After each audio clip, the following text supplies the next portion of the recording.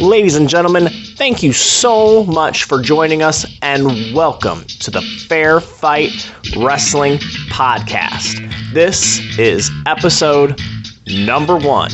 And to give you a little insight on what we're going to be talking about on a weekly basis, this is the Weekly High Spots podcast, where every Saturday I go over the highlights of the past week from Raw, Smackdown Live, 205 Live, New Japan, ROH, NXT, Impact Wrestling, if they ever do anything worthwhile, you name it. So we'll go over the highlights of the week. But the first thing I want to talk about before we get into that is I want this podcast to be something more than just talking about wrestling. So every week I want to give you the opportunity to give back.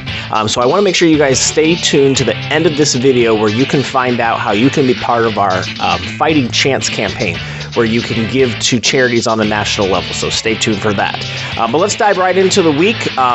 Obviously, this has been kind of a crazy week on Raw and SmackDown with these superstar shakeups. So I think it's old news at this point, but we got Mickie James, Rhino and Heath Slater, the Drifter coming out from NXT, Apollo Crews, Kalisto, David Otunga, who I just found out won't be joining the broadcast team until like 6 weeks from now. He just was cast in a movie, and so they did this trade, and we're going to see for 6 weeks what an awesome job Michael Cole and Corey Graves do as a two-man team. So good luck to Otunga following that act when he comes back. Then we got Dean Ambrose, Bray Wyatt, Kurt Hawkins, Alexa Bliss, Miz and Maurice, all coming to Raw. These are all positive moves, in my opinion.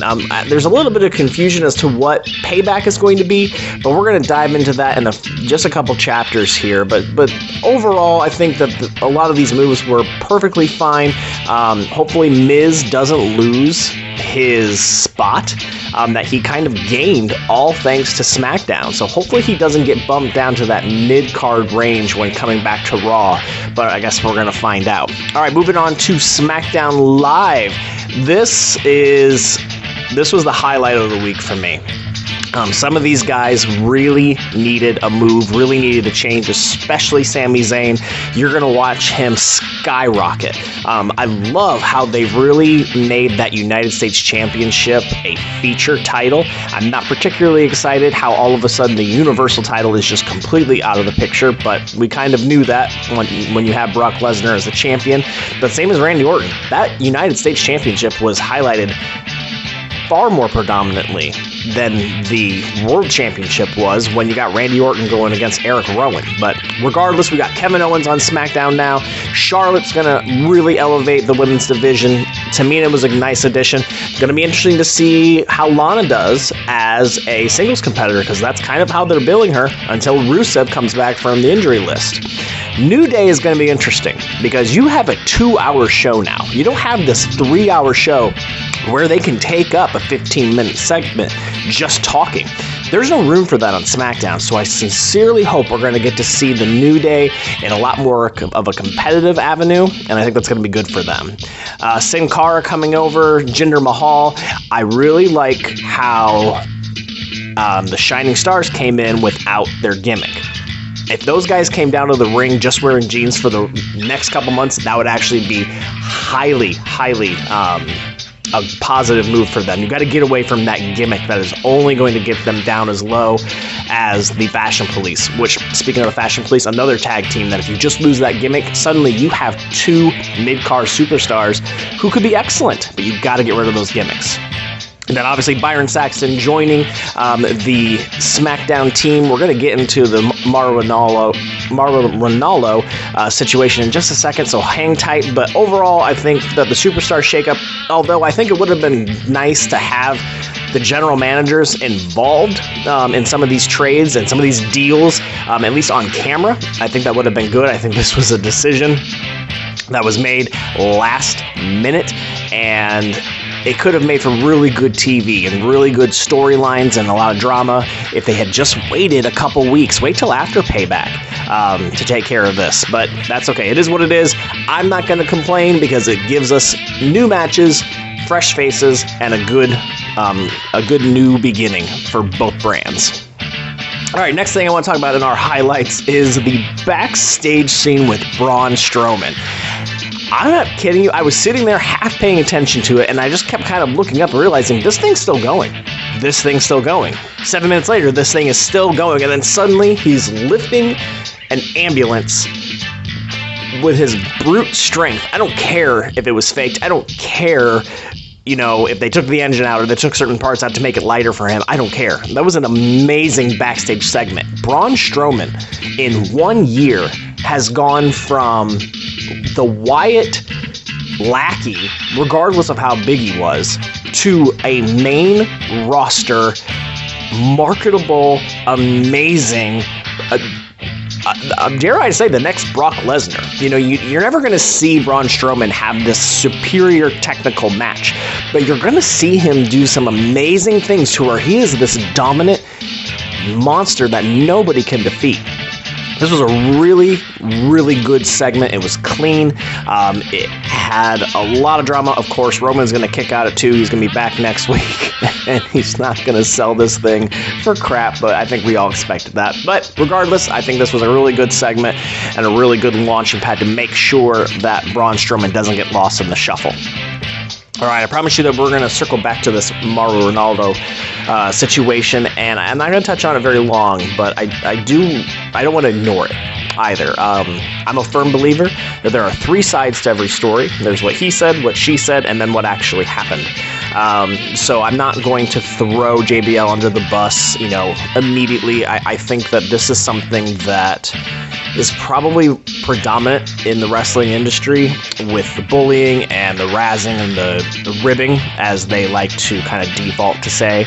But I don't think JBL is the only one. I think JBL is probably the most predominant one. Maybe he's the one that gets the most attention. But you can't put all the blame on him. Regardless of all of that, this is an ugly side of wrestling that it's really unfortunate to see. And I sincerely hope that if anything, that this brings light to their Be a Star campaign, that, this could bring light to kids like, hey, listen, this happens to adults, and here's a real life situation for it. And I hope it only comes out for the best for Mauro. I wish him only the best, and I hope that perhaps this could help the backstage atmosphere as a whole. All right, moving on to Payback.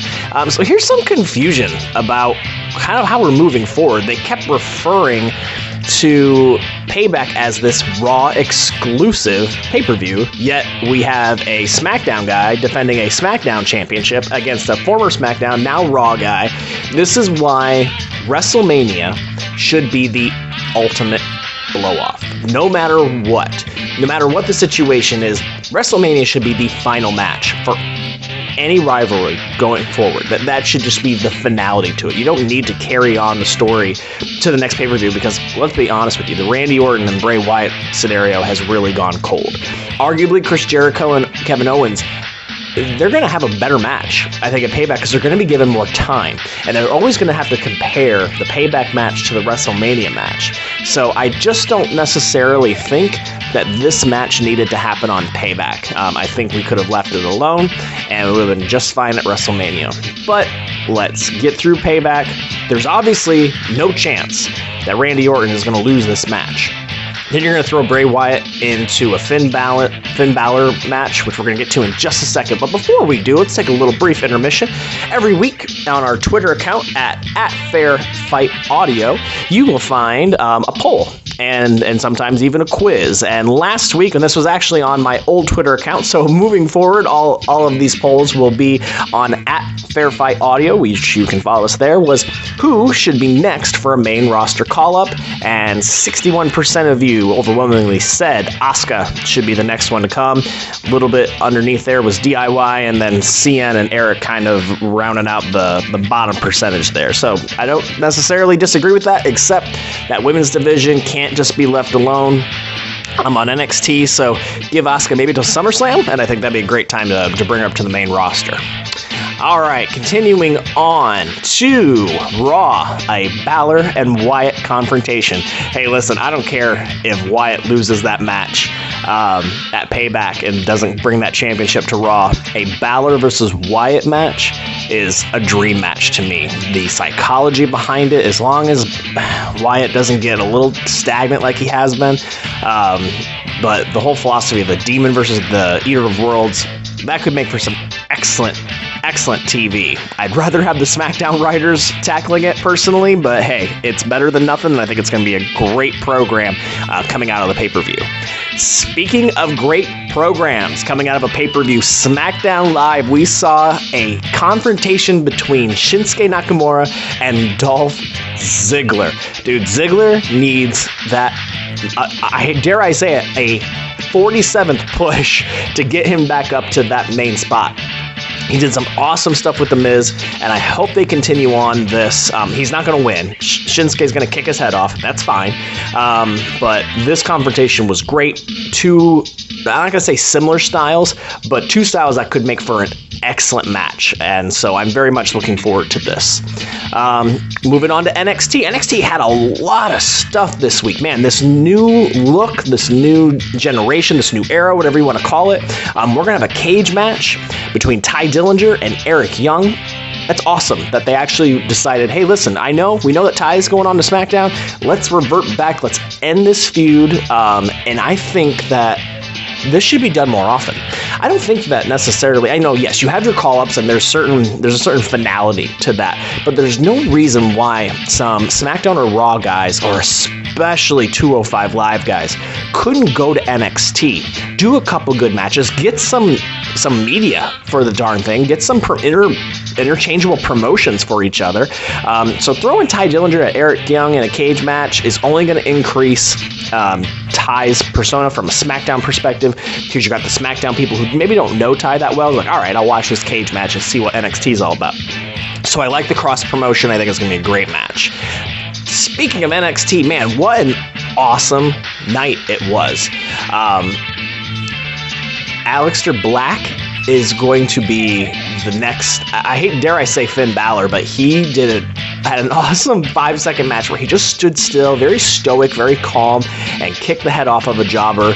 I think he's going to be somebody to watch really closely as NXT starts to evolve into this new era. I had an excellent match between Orny Lorcan and Drew McIntyre, a very physical match, and I think Drew just automatically skyrocketed himself up to the level of Bobby Roode, to where that's probably the next program we're going to see.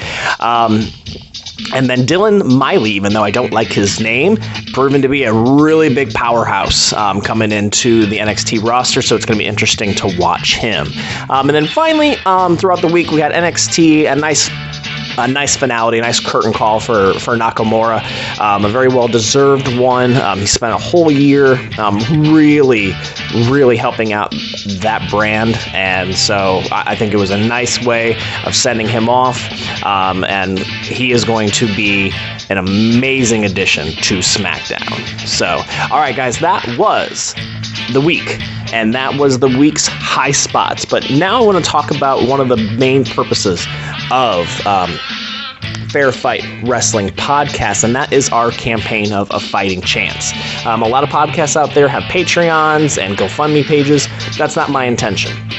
My intention is to take those funds that perhaps you would like to send my way as a support of this program and send it off to someone who is really in need of it. So about every quarter, I want to say about 4 times a year, I'm going to choose a different charity on a national reputable charity on a national level to kind of highlight and to get some funds going their way. So if you would be so kind and be so interested, you can help give some of these kids a fighting chance at St. Jude's Children's Hospital just by going to stjude.org. You can make your donation there.